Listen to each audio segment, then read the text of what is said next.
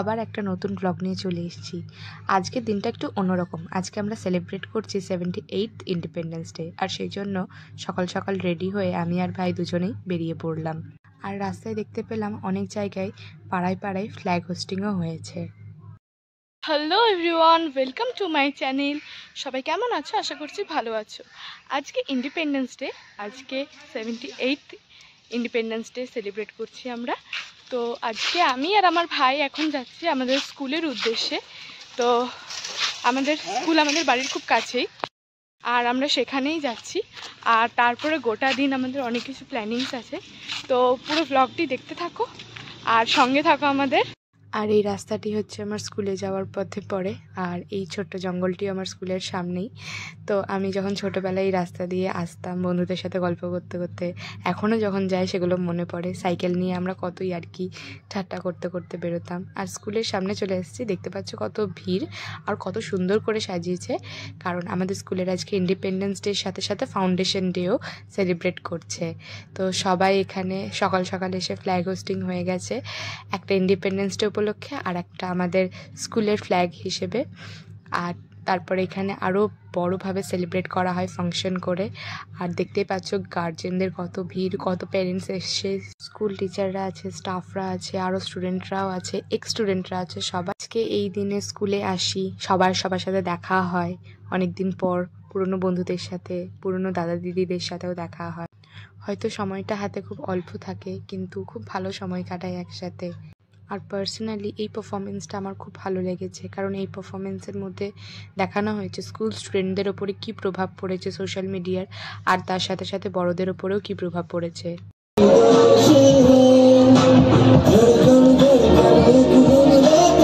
এই পারফরমেন্সের মধ্যে দেখানো হয়েছে সমাজে আজকে অ্যাক্সিডেন্ট হলে মানুষ পাশে থাকার আগে সেলফি তুলে নিজেদের মনোরঞ্জন করে। বাড়িতে শুধু ফোন, সোশ্যাল মিডিয়ার জন্য ঝামেলা চলে। তো এইটাই সমাজকে বার্তা দিচ্ছে যে সোশ্যাল মিডিয়া অবশ্যই ইউজ করো, কিন্তু লিমিটে রেখে। আর এখানে আমার শ্রদ্ধেয় স্কুলের টিচাররা সবাই মিলে প্রোগ্রাম দেখছেন বসে বসে এবং এনজয় করছে নিজেদের মধ্যে সকলে মিলে।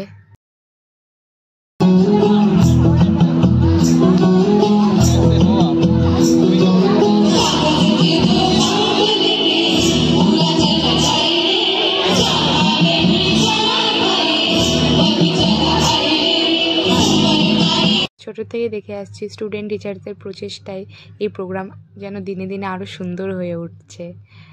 আর এখানে প্রাইজ ডিস্ট্রিবিউশন সেরিমনি চলছে, তার ফাঁকেই আমি চলে গেলাম স্কুলের ভেতরটাতে দেখতে পুরনো সেই স্কুল, পুরনো সেই স্মৃতিচারণ করার জন্য। এবং গিয়েই ঢুকে চারপাশটা যখন দেখছি, বন্ধুদের সাথে কাটানো সেই পুরনো সব স্মৃতি যেন আবার ফিরে ফিরে আমাকে ধরা দিচ্ছে। যখন ভাবছি সেই পুরনো দিনগুলো যদি আবার ফিরে আসতো, কিন্তু বাস্তবে তা তো আর হবে না। তাই স্কুলটাই ঘুরে ঘুরে দেখলাম, স্কুলের সব স্মৃতিগুলো যেন আবার আমাকে এসে ধরা দিয়ে বলল, অনেক বড় হয়ে গেছিস। কিন্তু প্রতি বছর এই দিনটাই স্কুলে না গেলে আমি যেন শান্তি পাই না। তারপর স্কুলের প্রোগ্রাম শেষ করে আমি দুই ভাইকে নিয়ে বেরিয়ে পড়লাম সিটি সেন্টার যাব বলে। তো আমাদের বাইরেই আজকে লাঞ্চ করার প্ল্যান আছে, তো তাই জন্য আমরা তিন ভাই বোনে চলে যাচ্ছি সিটি সেন্টারের বাস স্ট্যান্ডের ওখানে। নতুন একটা রেস্টুরেন্ট হয়েছে, শ্রীমতীজ ইন। এই রেস্টুরেন্টটা হচ্ছে SBSTC বাস স্ট্যান্ডের কাছেই, একদম পাশটাতেই।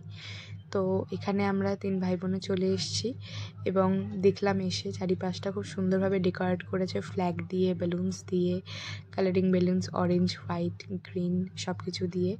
এবং আমরা এসে এখানে একটা টেবিলে বসে পড়েছি এবং অর্ডার দিয়ে দিয়েছিলাম চিকেন বিরিয়ানি।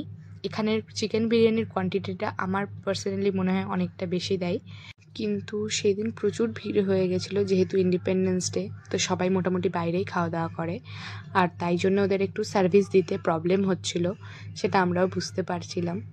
যার কারণে আমরা অর্ডার দেওয়ার 1 ঘন্টা পরে আমরা খাবার পেয়েছিলাম। তো নেভার মাইন্ড, হতেই পারে, মানুষ মাত্রই ভুল। তো আমরা এখানে অর্ডার করে নিয়েছিলাম চিকেন বিরিয়ানি, তার সাথে কড়াই চিকেন, আর তার সাথে মশালা সোডা। তো খাওয়া দাওয়া করে আমরা আর পারছিলাম না, অনেক লেট হয়ে গেছিলো। তার সাথে সাথে প্রায় 4:30 বেজে গেছিলো আর তাই জন্য গরমের মধ্যে আমরা সিটি সেন্টারের স্মার্ট বাজারের দিকে চলে এসেছিলাম কুলফি বা আইসক্রিম খেতে। তো আইসক্রিম তো আমরা পাইনি, কুলফি পেলাম, তো কুলফি নিয়ে নিয়েছিলাম। এবং সবথেকে সমস্যার বিষয় হচ্ছে আমি আজকাল বেশি ইউপিআই পেমেন্ট করি, যেটা এই কাকুর কাছে ছিল না। তো সেই জন্য আমার বড় ভাই আমাকে এই ট্রিটটা দিল, বলল তুই আমার তরফ থেকে এই ট্রিটটা নিয়ে নে। তো আমার বড় ভাই আমাকে এই কুলফি ট্রিটটা দিল, আমি এত বড় ট্রিটটা যখন দিয়েছি তাই জন্য। তো তারপরে আমরা আবার অটো নিলাম এবং অটো নিয়ে আমরা বাড়ি ফিরছিলাম। আর তার সাথে আমরা এত খাবার অর্ডার করে ফেলেছিলাম যে আমরা খেতে পাচ্ছিলাম না, সেই জন্য নষ্ট না করে আমরা প্যাক করিয়ে নিয়ে চলে এসেছিলাম। ফাইনালি আমরা ঘোরাঘুরি করে চলে এসেছি, আর ওই যে আগে আমার ভাইরা যাচ্ছে। ফাইনালি আমরা ঘুরতে ঘুরতে অনেক ঘুরে নিয়েছি আর প্রচণ্ড টায়ার্ড হয়ে গেছি। আর আমরা এত খাবার অর্ডার করেছিলাম যে খেতে পারিনি লাস্টে, তাই জন্য পুরো খাবার সব প্যাক করে আমরা বাড়ি নিয়ে চললাম।